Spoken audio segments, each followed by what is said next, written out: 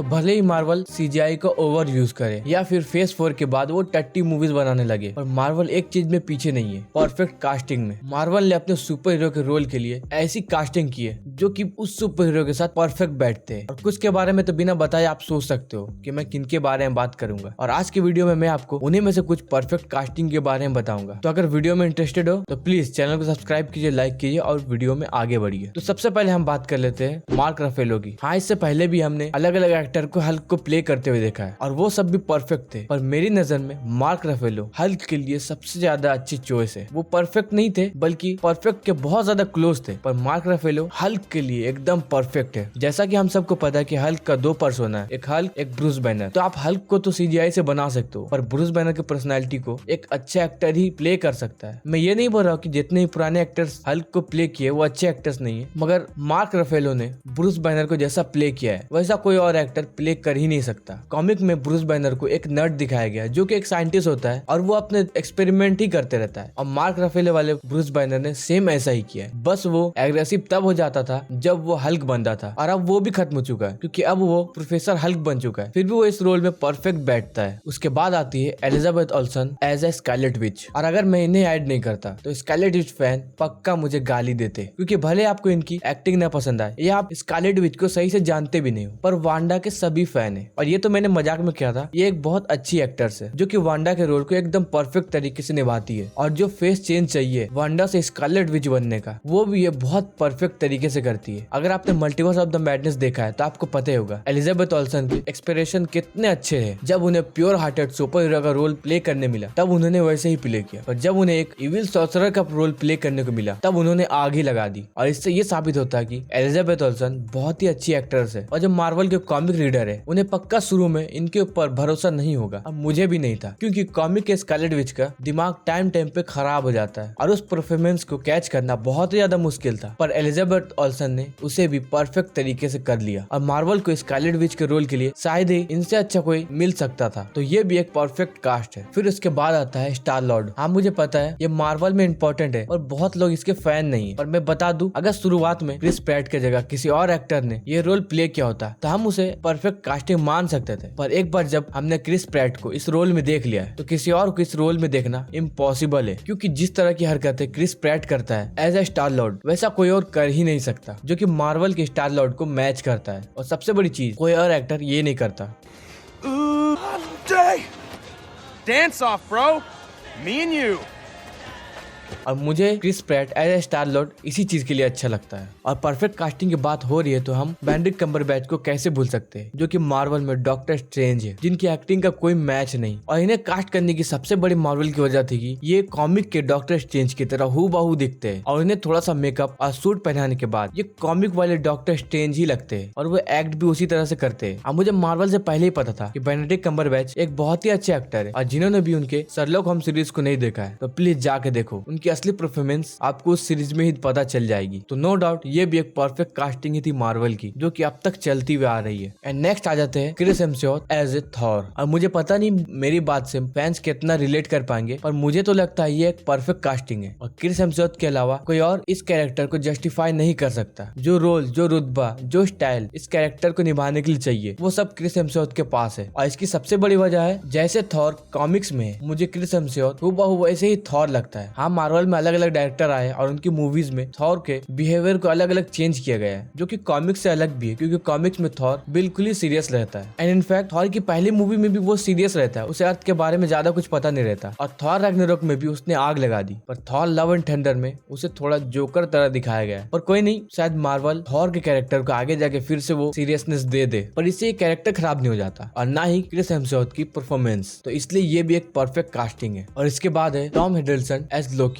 हाँ, पता है बहुत लोग इसी पार्ट का इंतजार कर रहे होंगे कि मैं टॉम हिडलसन का नाम लेता हूँ कि नहीं, और अगर मैंने नहीं लिया हो तो पक्का कमेंट्स में गालियों की बौछार हो जाती। पर जैसा कि इस वीडियो का टाइटल परफेक्ट कास्टिंग है, और परफेक्ट कास्टिंग में लोकी मेरी नजर में सबसे ज्यादा ऊपर आता है। और अभी तक मैंने जितने भी रोल बताए, शायद इन एक्टर को छोड़कर शुरुआती में कोई और एक्टर उन्हें करता तो हम एक्सेप्ट भी कर सकते थे, पर लोकी के कैरेक्टर को टॉम हिडलसन के अलावा कोई और प्ले नहीं कर सकता। जैसा कि वो गॉड ऑफ मिस्टीफ है, वो चालबाजियां करता है, वो चालाक है, वो सब सबको धोखा देता है, जो कि टॉम हिडलसन के परफॉर्मेंस में दिखता है। और जैसा कि शुरू में एमसीयू ने उसे एज अ विलन इंट्रोड्यूस किया गया था और उस वक्त उन्होंने विलन का रोल बहुत ही परफेक्ट से किया है। और आप इस शॉट को देखिए, उनका फेस एज अ विलन कितना ज्यादा अच्छा लग रहा है। पर जब बाद में एमसीयू ने लोकी सीरीज में उन्हें एज अ हीरो इंट्रोड्यूस किया, तब उनका बिहेवियर भी हीरो की तरह ही चेंज हो गया। और ये लास्ट वाला सीन तो कोई भूल ही नहीं सकता। हर लोकी फैन के आंख में ये सीन देखने के बाद आंसू आ गए थे, जो कि अगेन एक्टर की ही मेहनत है। और इसके बाद रहता है मार्वल का मसीहा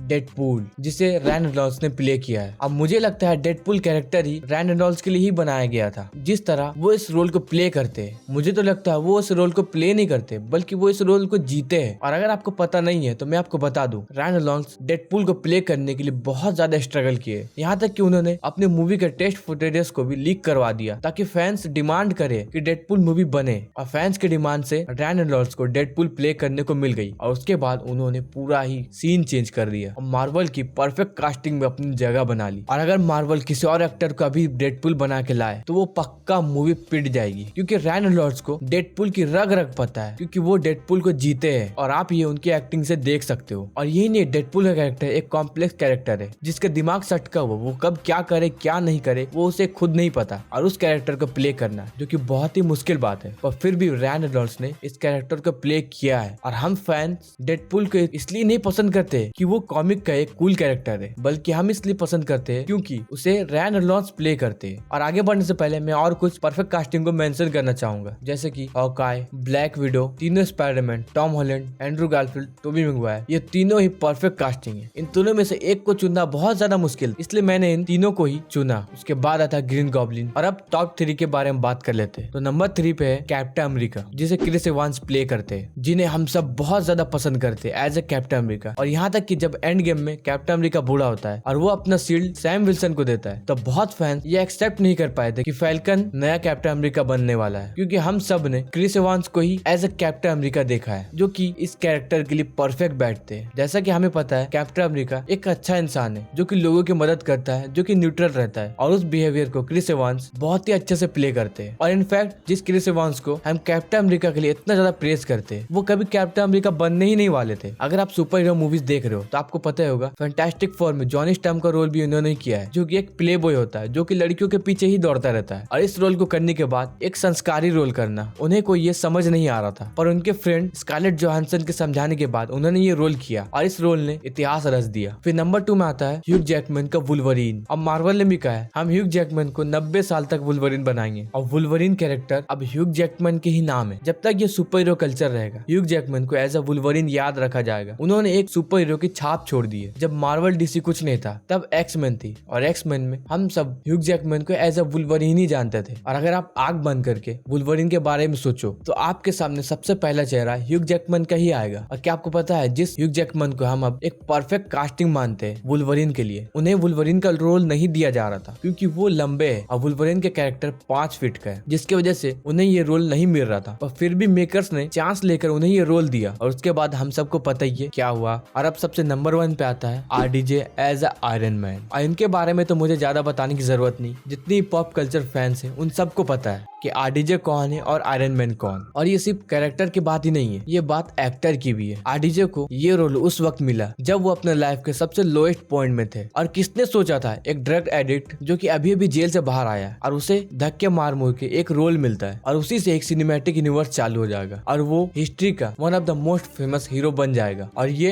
एवेंजर एंड गेम के ये सीन से साबित होता है, जब आयरन मैन स्नैप करता है और उसकी डेथ होती है, तो लिटरली थिएटर्स में फैंस रो रहे थे। और ये परफेक्ट कास्टिंग है और फैंस का प्यार है कि मार्वल को RDJ को फिर से वापस लाना पड़ रहा है मारने के बाद। हाँ, वो अब दूसरा कैरेक्टर प्ले करेंगे, पर वो फिर से वापस आ रहे हैं क्योंकि उनका क्रेज ही इतना है। और मार्वल के सब एक्टर वो अपने कैरेक्टर के लिए परफेक्ट है, पर RDJ MCU के लिए परफेक्ट है। वो MCU के एटलस है। तो आपको ये परफेक्ट कास्टिंग वाली वीडियो कैसी लगी, प्लीज हमें कमेंट करके जरूर बताना। अब मुझसे और कोई छूट गया हो जिसके आप फैन हो, तो उसके बारे में भी प्लीज कमेंट करके जरूर बता देना। तो चलिए मिलते हैं किसी और वीडियो में, तब तक के लिए बाय।